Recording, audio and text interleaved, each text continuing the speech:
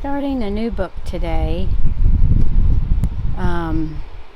Thimble Summer, which, sorry I couldn't get the sticker off. Got it at Half Price Books on clearance for $2, and I hope you can hear me because I got the fan on. It's pretty hot today. This is by Elizabeth Enright. So chapter 1, The Silver Thimble. Garnet thought this must be the hottest day, the hottest day that had ever been in the world.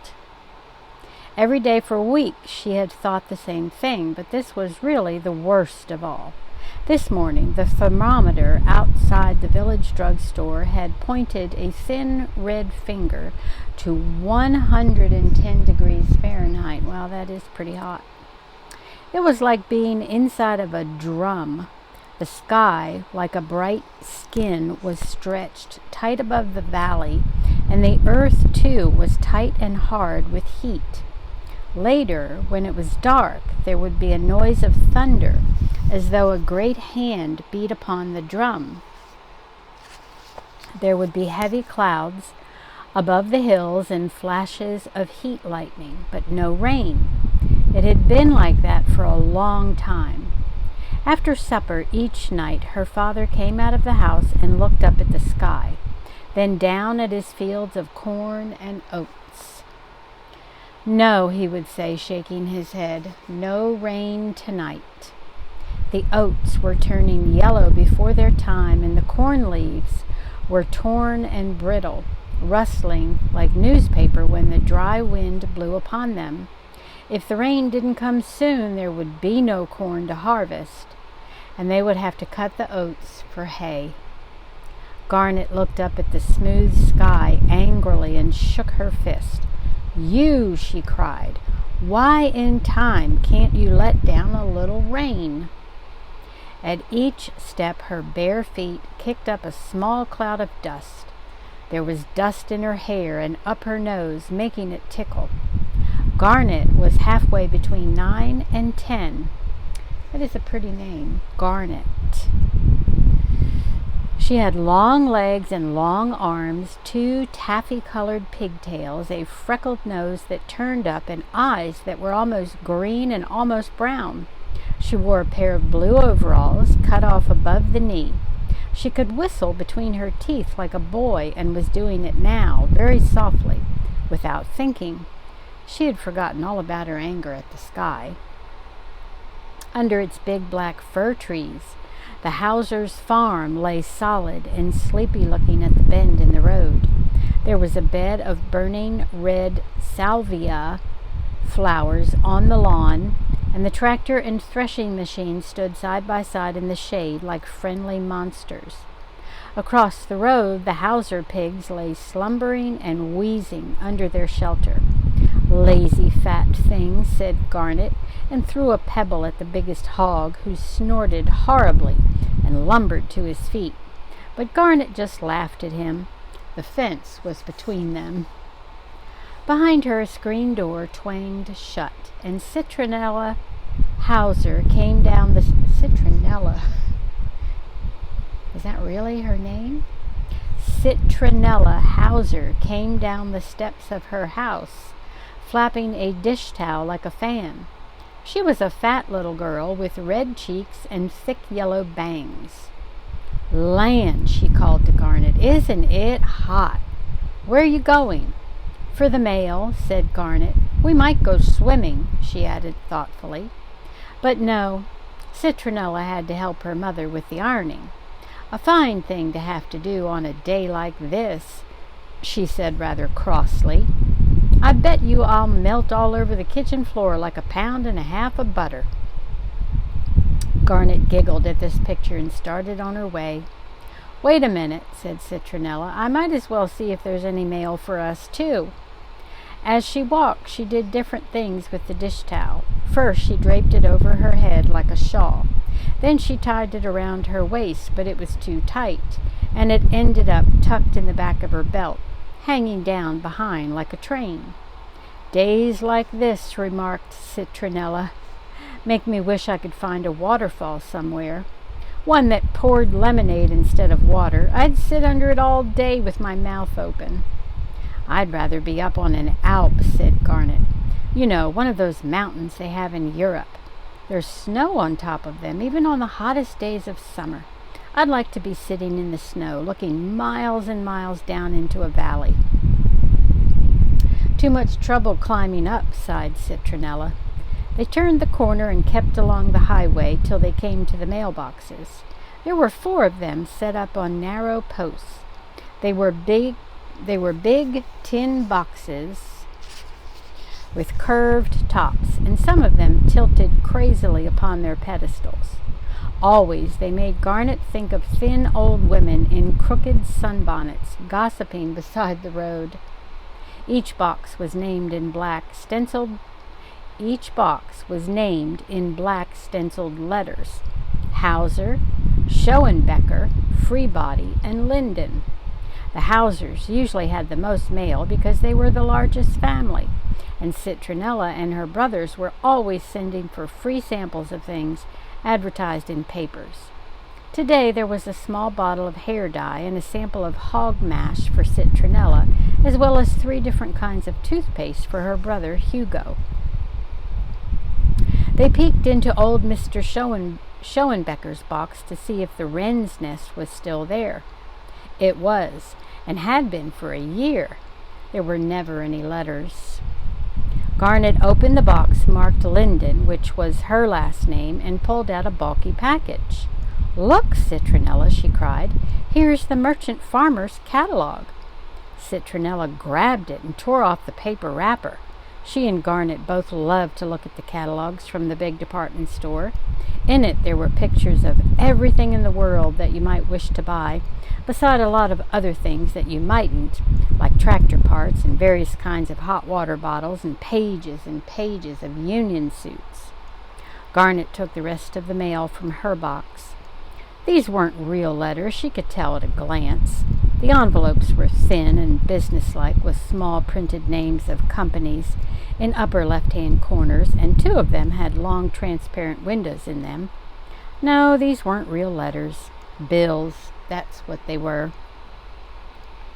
Citronella was gazing at the picture of a beautiful young woman in an evening gown.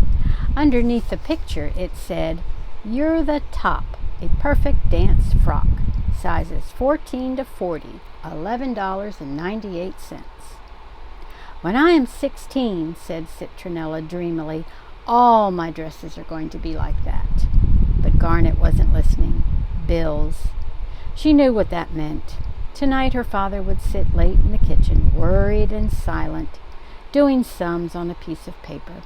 Long after everyone else had gone to bed, the lamp would burn and he would be there by himself.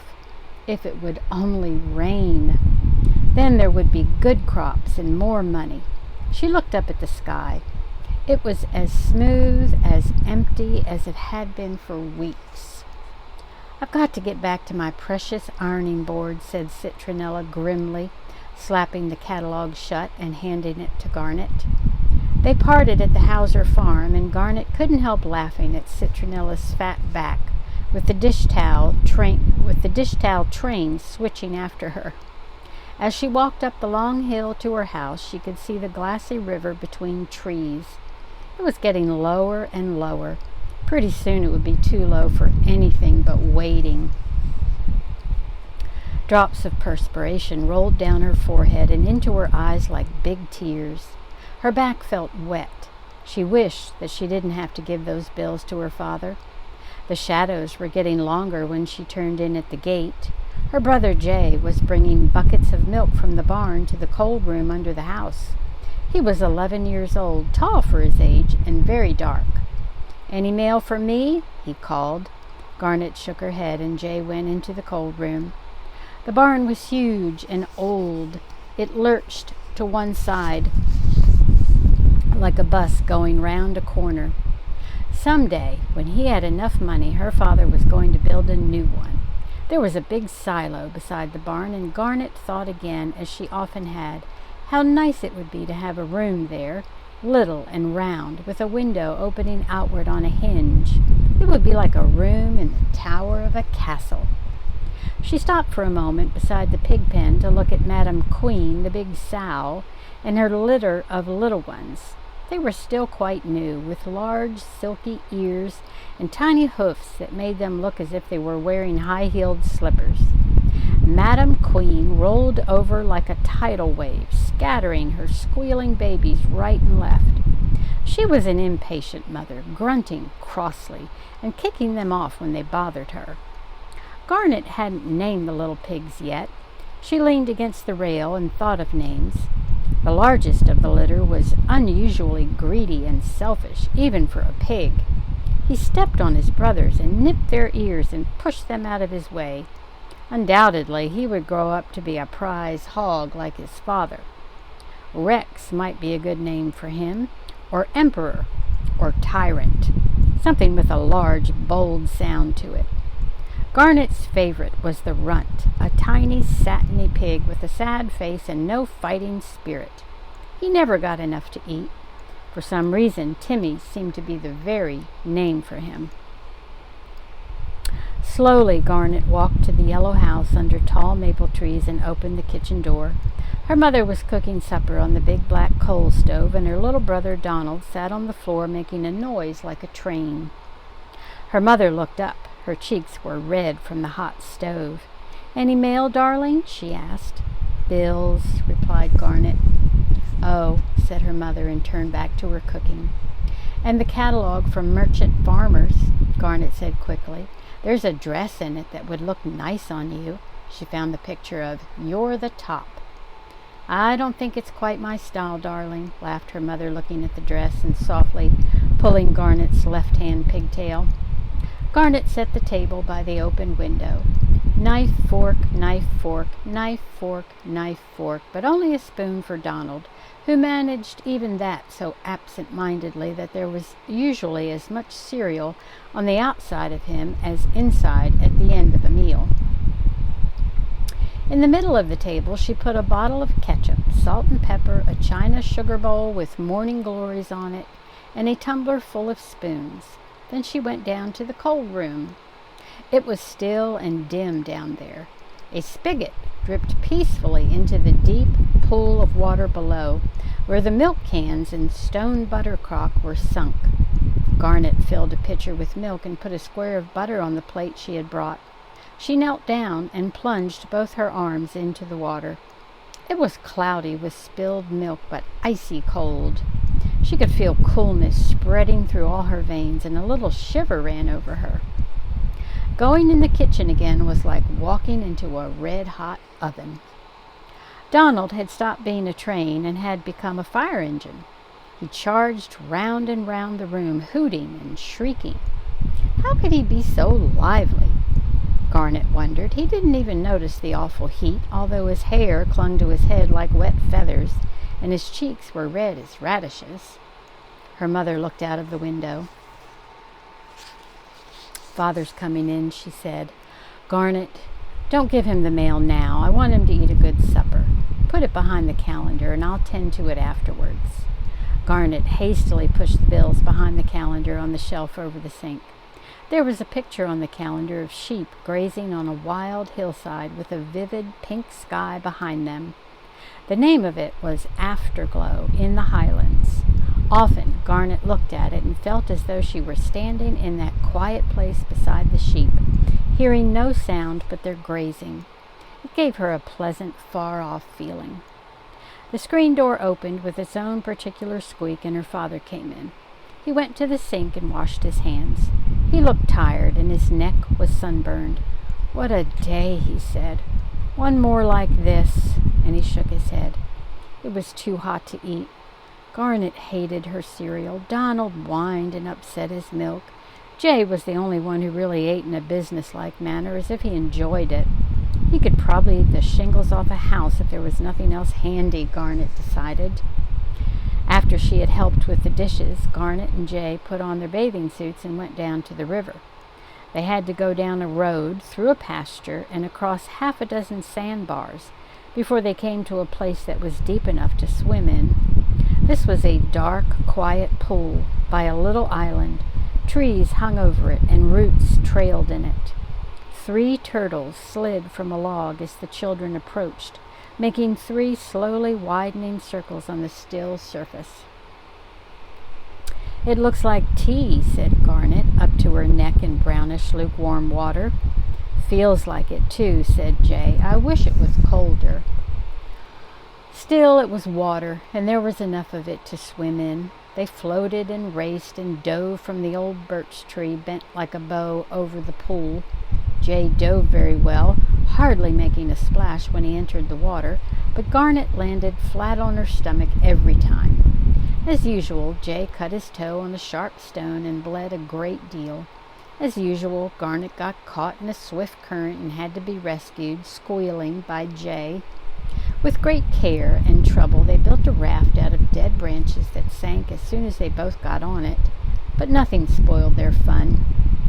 When they were finally sufficiently waterlogged to be red-eyed and streaming, they went exploring on the sandy flats that had emerged from the river during the weeks of drought.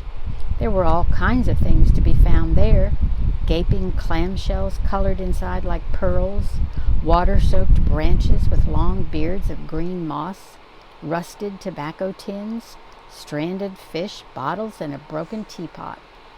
They wandered in different directions, bending over, examining, and picking things up. The damp flats had a rich, muddy smell. After a while, the sun set brilliantly behind trees, but the air seemed no cooler. Garnet saw a small object, half buried in the sand and glittering. She knelt down and dug it out with her finger. It was a silver thimble. How in the world had that ever found its way into the river? She dropped the old shoe, bits of polished glass, and a half-dozen clamshells she had collected, and ran breathlessly to show Jay. "It's solid silver," she shouted triumphantly, "and I think it must be magic, too." "Magic?" said Jay. "Don't be silly. There isn't any such thing. I bet it's worth money, though." He looked a little envious. He had found 2 rather important things himself. One was a ram's skull with moss growing out of the eye sockets, and the other was a big snapping turtle with a beak and a mean expression. Garnet ran a finger gingerly over the turtle's beautifully marked shell.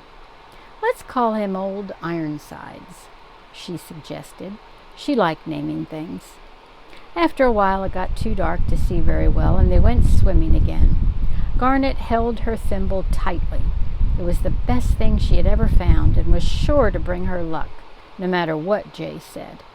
She felt very happy and floated in the water, looking upwards into air that glittered with stars and fireflies. As it grew darker, the mosquitoes got very bad, and they decided to go home. It was black and scary, sort of, coming back across the sand. All along the wooded banks, owls hooted with a velvety, lost sound, and there was one that screamed from time to time in a high, terrifying voice. Garnet knew that they were only owls, but still, in the hot darkness with no light but the solemn winking of the fireflies, she felt that they might be anything.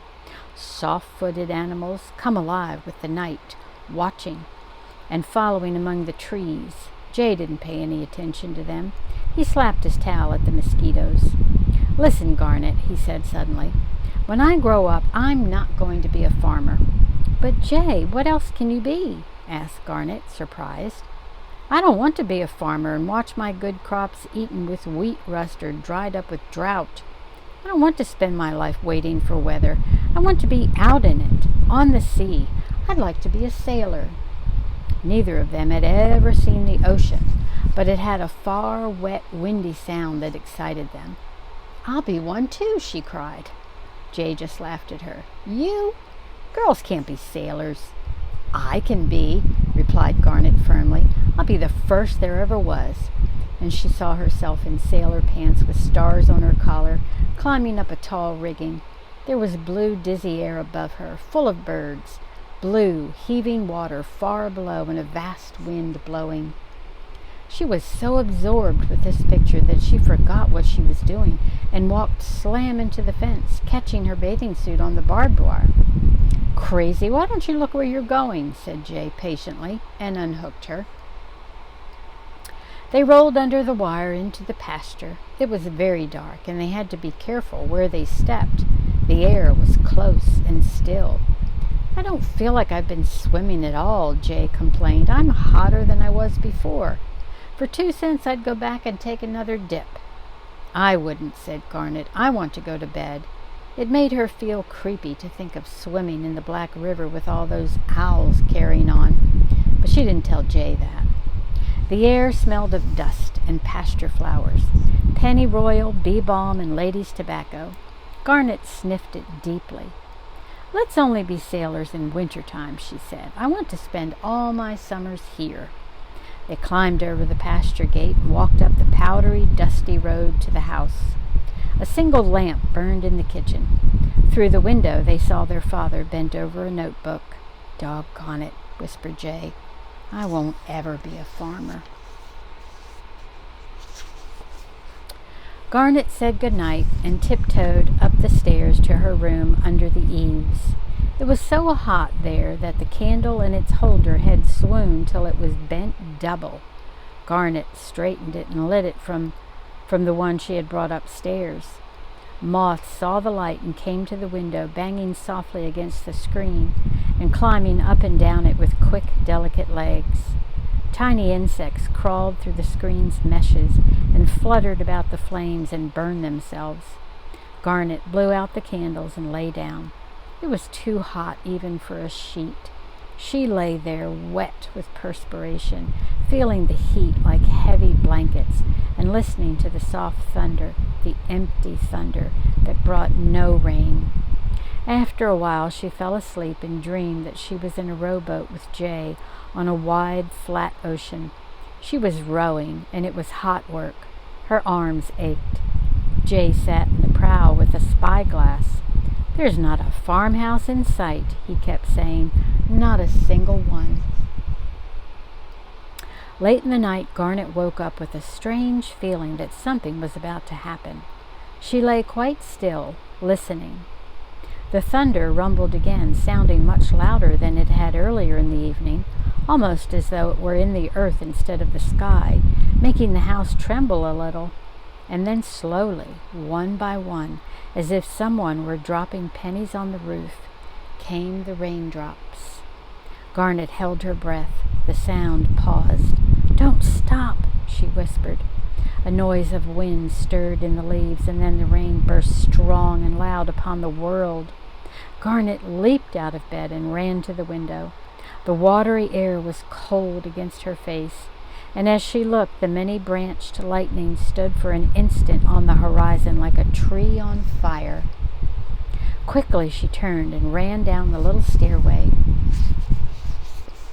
to her father's and mother's bedroom. Loudly she banged upon the door and threw it open, calling, "It's raining! It's raining hard!" She felt as though the thunderstorm were a present she was giving to them. Her father and mother got up and went to the windows. They could hardly believe it, but it was true. The sound of rain was everywhere, and when the lightning came you could see it, heavy and silver as a waterfall. Garnet flew down the next flight of stairs and out of doors.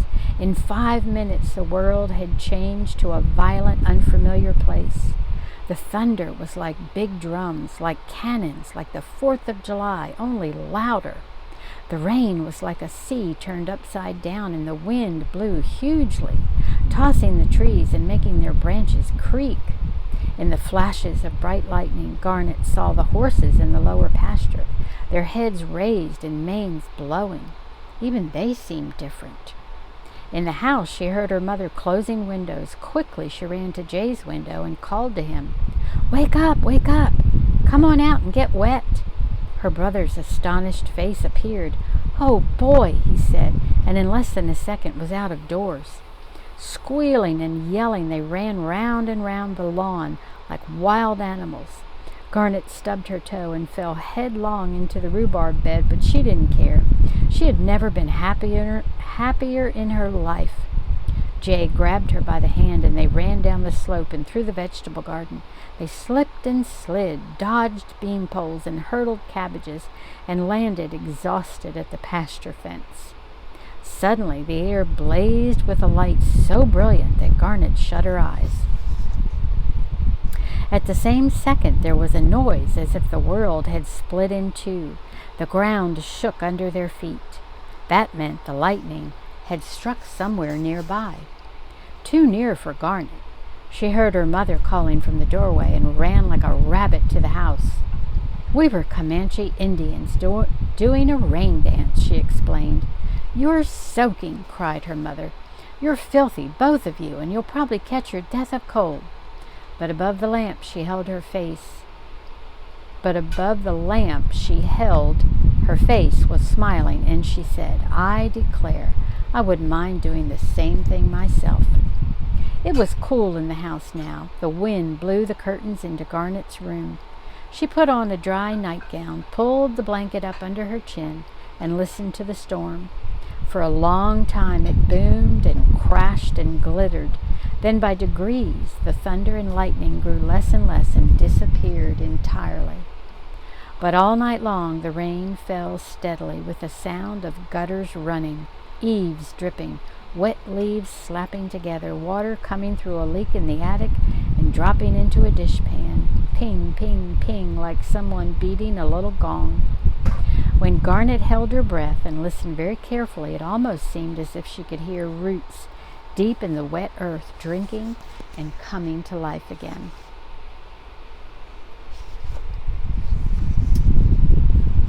That's it for chapter 1. I forgot to say that there are 10 chapters in this book.